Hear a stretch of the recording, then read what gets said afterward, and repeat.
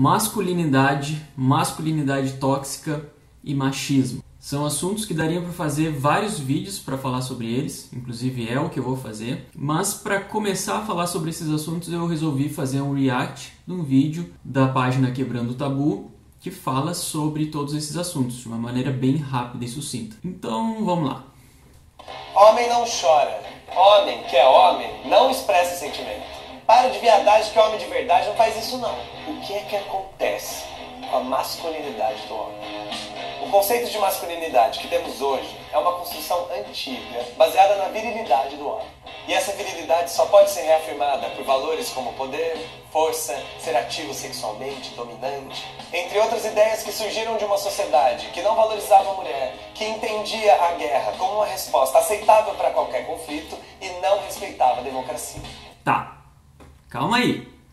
Ele já começa errado porque ele está negando a natureza do homem. A velha crença, de que gênero é construção social, que está impregnada em teorias lá das humanidades e das ciências sociais, que são refutadas principalmente pela ciência, pelas ciências biológicas e pela neurociência. Eu, inclusive, tenho vídeos falando sobre isso. Então, essas características que ele citou do masculino, elas são naturais. Isso aí não foi criado e construído.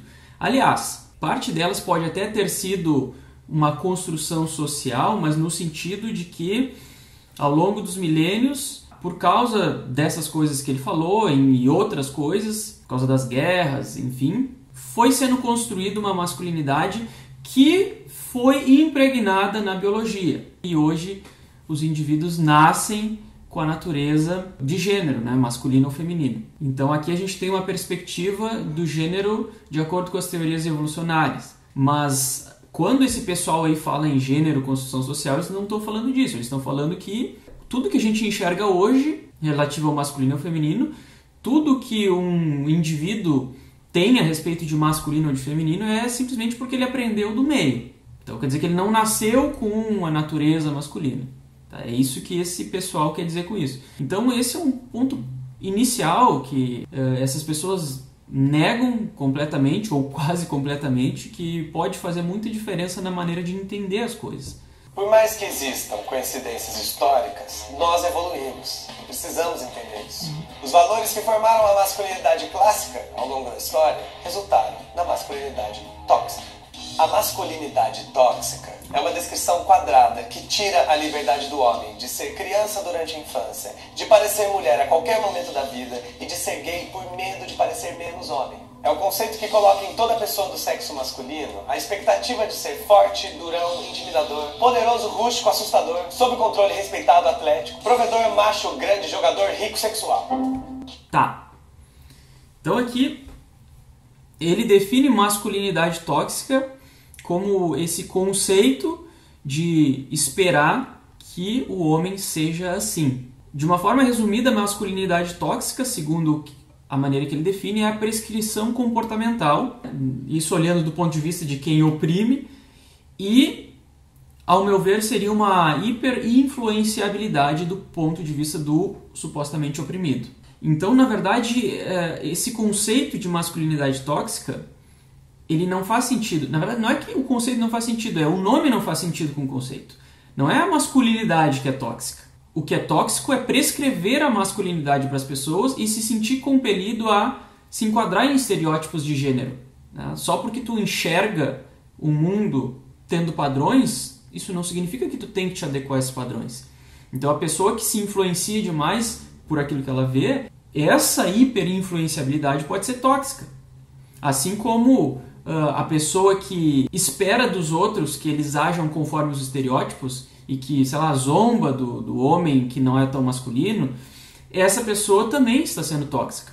Então o que é tóxico aí é a prescrição comportamental e a hiperinfluenciabilidade, e não a masculinidade. O termo não faz sentido. Não existe masculinidade tóxica. Bom, mas continuando.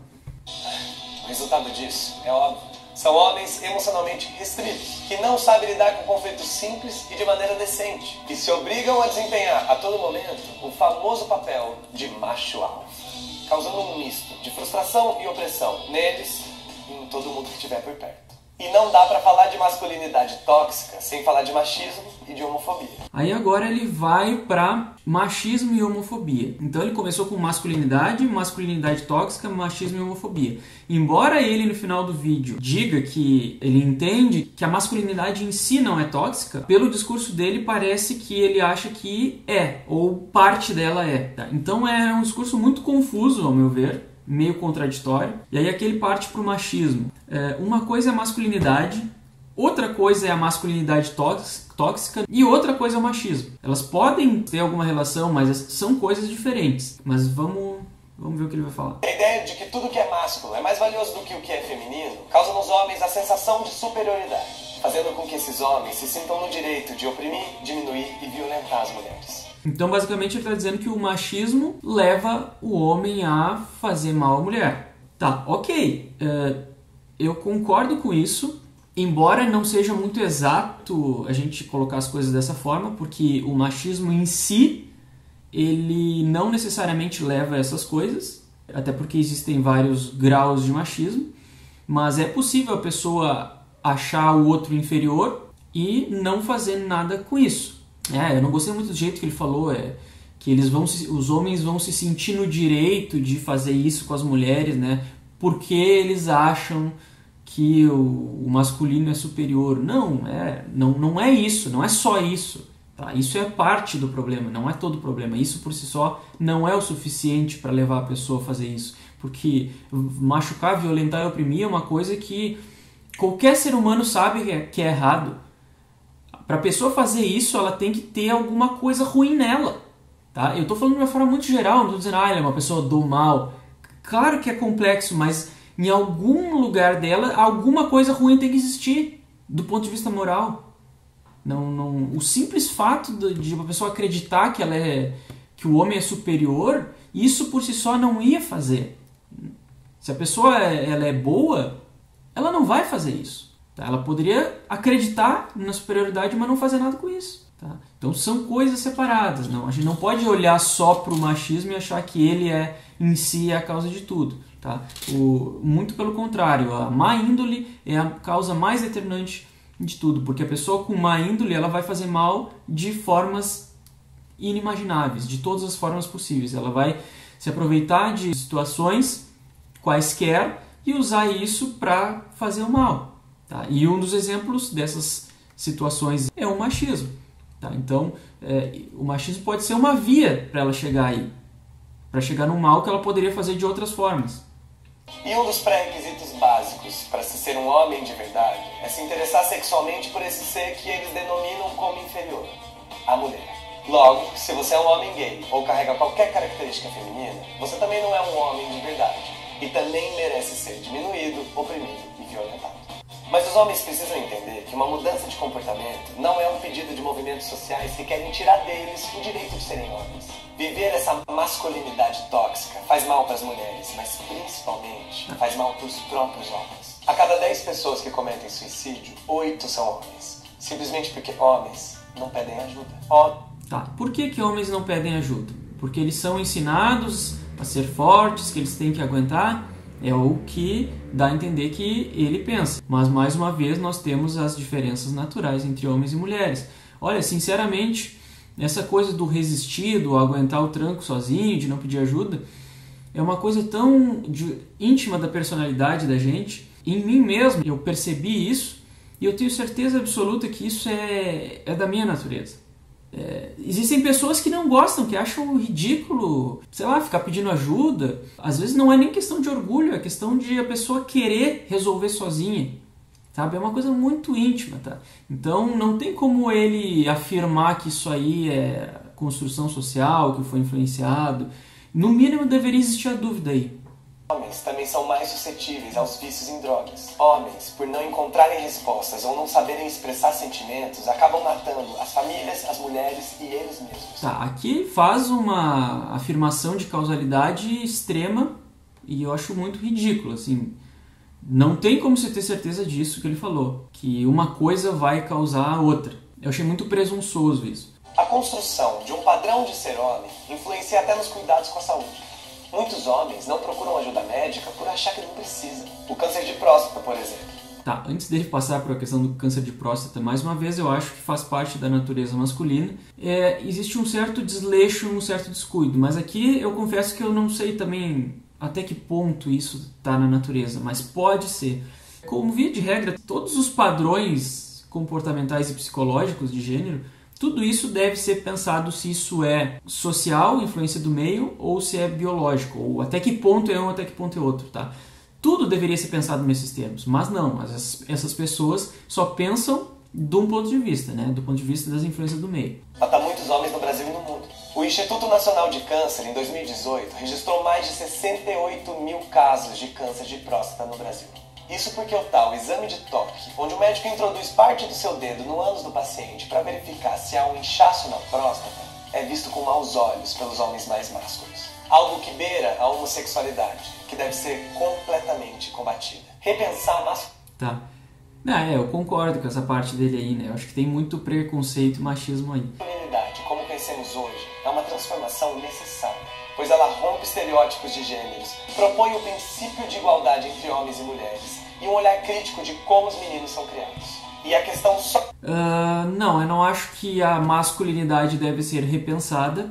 A masculinidade é natural e ela não é um problema, como até ele mesmo vai falar daqui a pouco, ela em si não é tóxica. O que deve ser repensado é o preconceito, levando em consideração que só porque existem padrões psicológicos e comportamentais, isso não significa que todos são e devem ser de acordo com os padrões. E também o que deve ser repensado é a respeito da hipersensibilidade e hiperinfluenciabilidade das pessoas que não aguentam ver tendências e padrões e já se sentem compelidas e oprimidas, né, para se enquadrarem nesses padrões. Então tem o lado também da suposta vítima, que muitas vezes não é tão vítima assim, ela acaba criando o problema que não existe, ela se importa demais, é ela que se afeta. Então eu acho que tudo isso é o que deve ser repensado e não a masculinidade em si. vai ser solucionada quando nós, homens, nos aceitarmos e agirmos de acordo com a nossa personalidade, sem ceder à pressão de nos encaixar em estereótipos.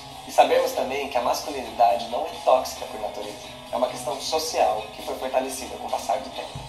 Isso que ele falou agora sobre que os homens devem se aceitar como são e serem conforme a própria personalidade, isso já é mais ou menos o que ocorre e sempre ocorreu, e é por isso que existem estereótipos de gênero, porque homens e mulheres são diferentes e no momento que eles agem conforme como eles são, isso se manifesta a nível social. Claro que aí existe um efeito retroalimentado, porque as pessoas também acabam se influenciando com base naquilo que elas enxergam. Então existe um reforço aí, né? Mas o que eu queria falar sobre isso é que nos países mais desenvolvidos existe uma maior igualdade de gênero. E nesses países, paradoxalmente, a proporção de homens e mulheres nas carreiras da ciência, da tecnologia e engenharias, denominadas como STEM, é bastante discrepante. As carreiras tipicamente rotuladas como masculinas, possuem ainda mais homens do que mulheres em relação aos países com maior desigualdade de gênero. Esse é o paradoxo da igualdade de gênero. Então, o que eu quero dizer com isso?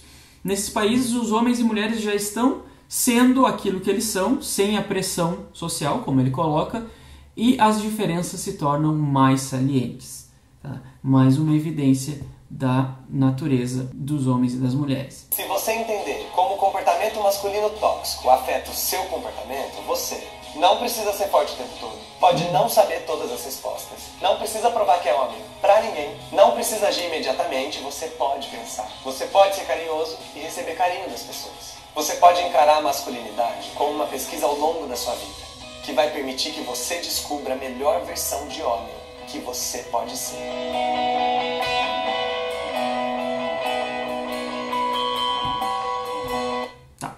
Muito bom esse final, eu concordo com ele. Basicamente, isso veio ao encontro do que eu falei antes, né? O problema é a prescrição comportamental e tu achar que tu deve se enquadrar nos estereótipos. E eu acho que não faz sentido chamar isso de masculinidade tóxica. O nome está errado, masculinidade tóxica. Não, o que é tóxico não é a masculinidade em si. Mas é isso, então eu acho que a gente concorda com os fins, mas a gente discorda bastante dos meios. né, e do entendimento das coisas. Então era isso que eu tinha para falar. Esse assunto é um assunto bem complexo, que toca muitos assuntos, daria para falar separadamente de cada um deles, e é o que eu vou fazer, mas por hoje era isso. Então se tu gostou do vídeo, curte, compartilha, te inscreve no canal e eu fico por aqui.